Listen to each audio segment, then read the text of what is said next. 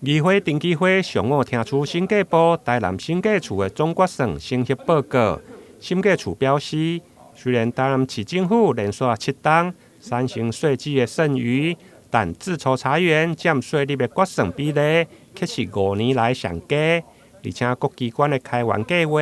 执行效益嘛每年来减少，加上部分的机关税出的预算实现率连续3档无达到8成。因此，建议积极来开辟自有的财源，并且提升预算的执行效能。另外，在防治外来种、绿鬣蜥危害，减少对生态的冲击，审计处嘛认为，移除的成效无好，并且引起这位议员的关心。你对于晨曦，你对晨曦超过1米的这只晨曦特别是有繁殖能力的，其实它这个动能的这个枪是没有办法解决的。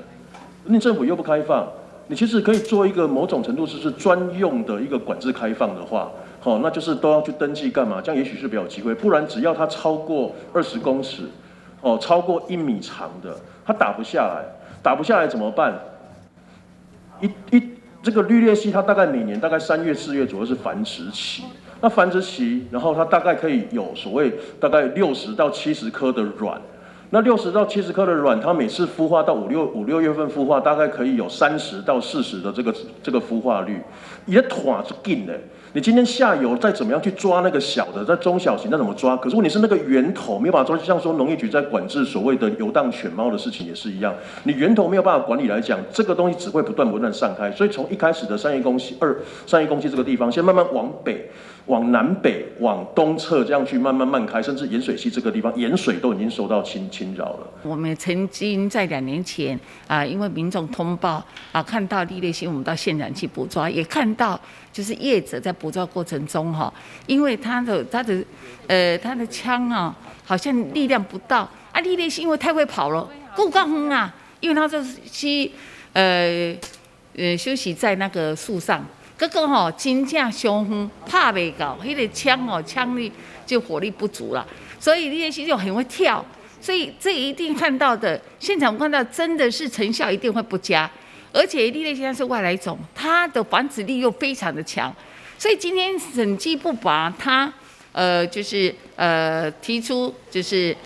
纠正，我想这个市政府必须要正面去探讨啦，是不是从公华重新去检讨。对此，农业局长回应，对去年到今年，虽然猎的数量有增加，但仍然比不过绿鬣蜥的繁殖能力，将建议中央采全国一致性的办法。我想绿鬣蜥咱台南市政府足认真来配合中央政策，咱伫去年地间掠1400几只，到年底佫掠700几只，今年已经到目前为止掠3000几只。那因为绿鬣蜥这外来种的物种它适应本体之后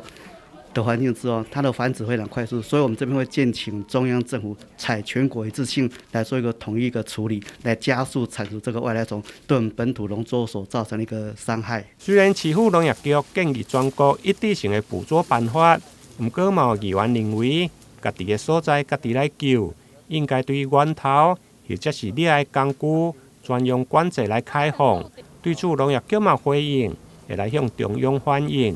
台南新闻林根采访报道。